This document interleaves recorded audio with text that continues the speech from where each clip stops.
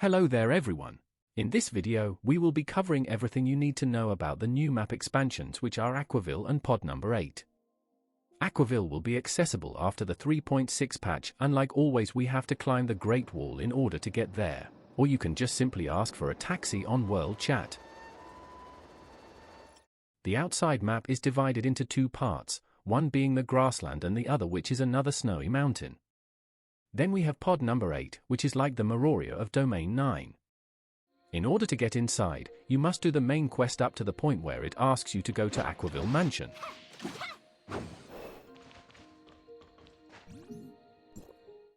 Inside Pod No. 8 there's a new exploration mechanism called Field Energy Exploration. Once you click on the Interact button, it will activate Domain Expansion, and your job is to collect all the purple orbs randomly scattered inside the field. The field will slowly shrink, and when it goes back inside the device, your collected purple orbs will become field energies. This device does not reset, so if the Activate button is still showing, that means you haven't collected all the orbs yet.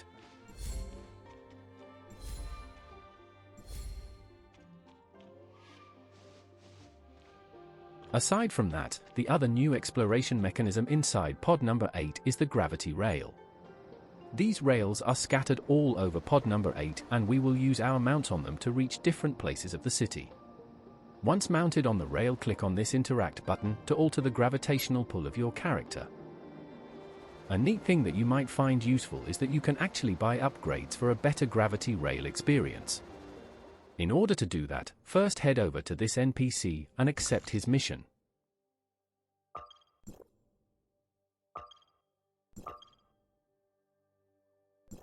He will give you a gravity rail pass that you can use on any gravity rail entrance to modify your vehicle.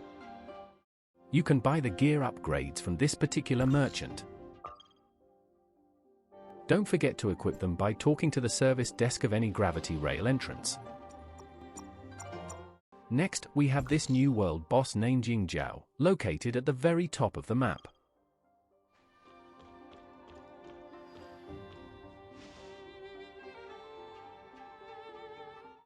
A little bit to the lower right of Ying Zhao's location, we can find this device called Symbols Cauldron.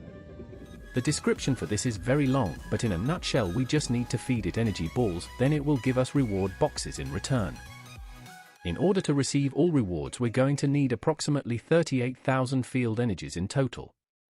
The key word here is in total. We don't need 38,000 field energy of each type, just 38,000 accumulated energy of any kind.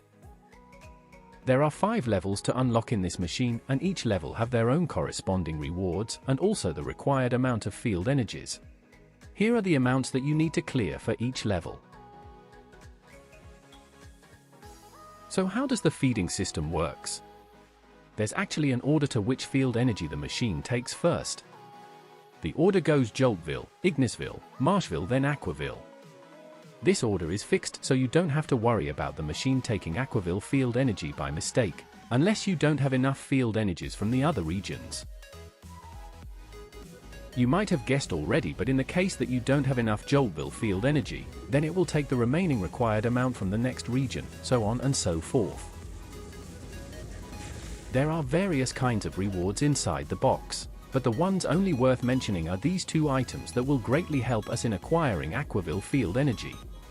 Those and Potent Omnium Crystal 2 for those who care about their suppressor level. And no, there aren't any red nucleus or dark crystal, in case you're wondering. Let's talk more about the new items that I just mentioned.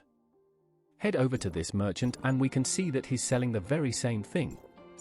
So what's the importance of these 2 items? In order to answer that, first we must go outside Pod No. 8 to touch some grass.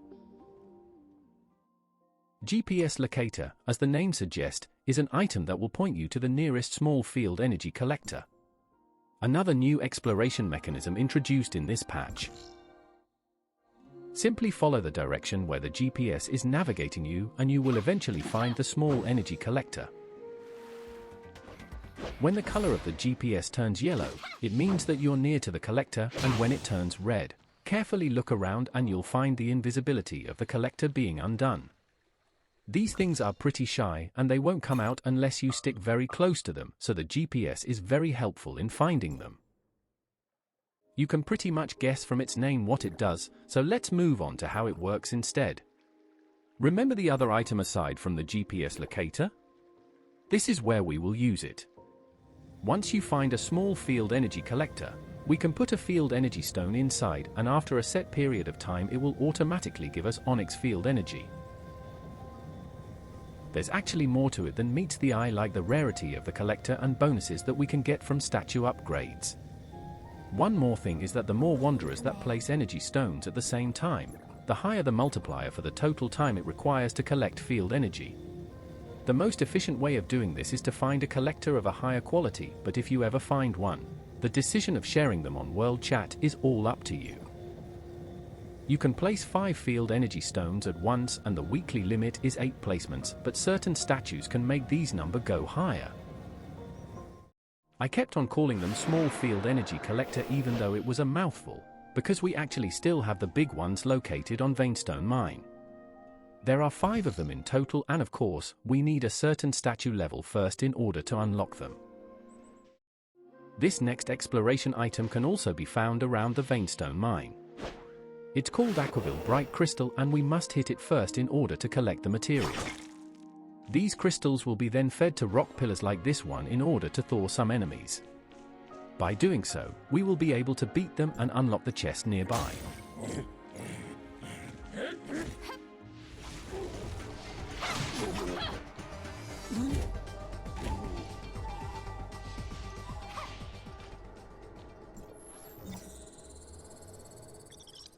And then we have energy flow storage, which requires us to match all 3 modules, but honestly just keep on clicking randomly, and you'll get it eventually.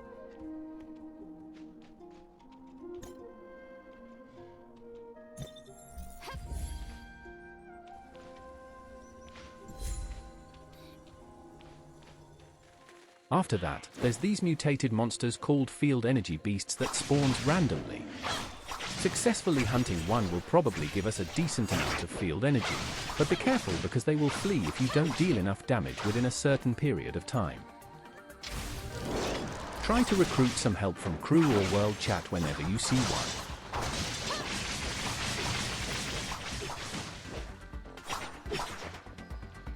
one. Okay. Apart from that, there's also the other world boss, Lian, just a few blocks away from the entrance of Aquaville. Last and not least are the statue upgrade priorities. Here's a breakdown of all the relevant upgrades. The most important ones to upgrade first are Dipper 6 and Maiden 5, because this will allow us to collect a minimum of 12,000 onyx field energy per week in total. Meanwhile, the rest of the upgrades can go in any order you'd like.